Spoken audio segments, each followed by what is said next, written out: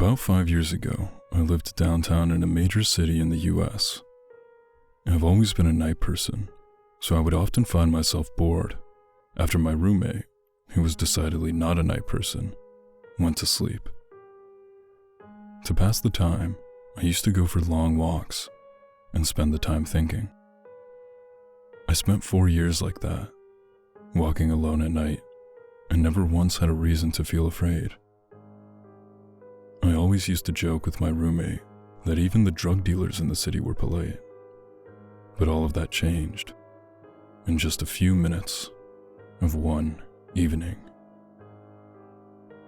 It was a Wednesday, somewhere between 1 and 2 in the morning, and I was walking near a police-patrolled park, quite a few ways from my apartment. It was a quiet night, even for a weeknight, with very little traffic and almost no one on foot. The park was, as it is most nights, completely empty. I turned down a short side street in order to loop back to my apartment when I first noticed him. At the far end of the street, on my side, was the silhouette of a man dancing. It was a strange dance, similar to a waltz, but he finished each box with an odd forward stride. I guess you could say he was dance walking, headed straight for me.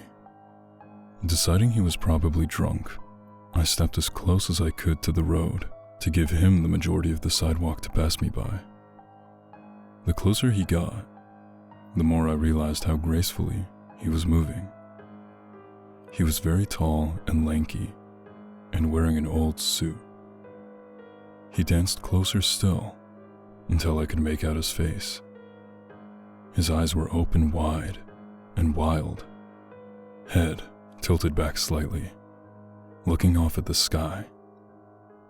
His mouth was formed in a painfully wide cartoon of a smile.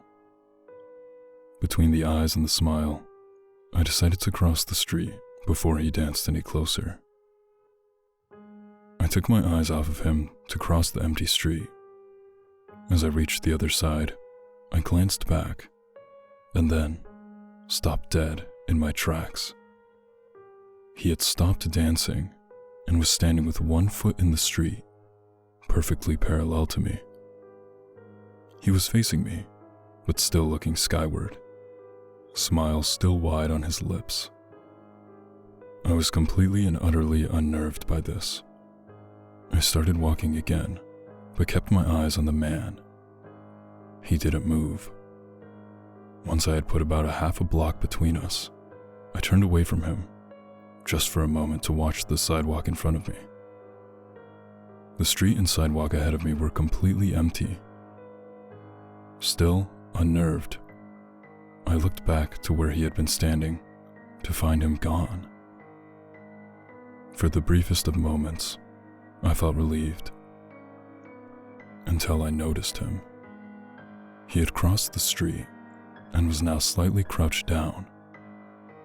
I couldn't tell for sure due to the distance and the shadows, but I was certain he was facing me. I had looked away from him for no more than 10 seconds. It was clear that he had moved fast. I was so shocked that I stood there for some time, staring at him. And then he started moving toward me again. He took giant, exaggerated tiptoed steps, as if he were a cartoon character sneaking up on someone. Except he was moving very, very quickly. I'd like to say at this point that I ran away, or pulled out my pepper spray or my cell phone or anything at all. But I didn't. I just stood there, completely frozen as the smiling man crept toward me. And then he stopped again, about a car length away from me, still smiling his smile, still looking to the sky. When I finally found my voice, I blurted out the first thing that came to mind. What I meant to ask was, "What do you want?" in an angry, commanding tone. But what came out was a whimper, "What?" Regardless of whether or not humans can smell fear, they can certainly hear it. I heard it in my own voice, and that only made me more afraid. But he didn't react to it at all. He just stood there, smiling.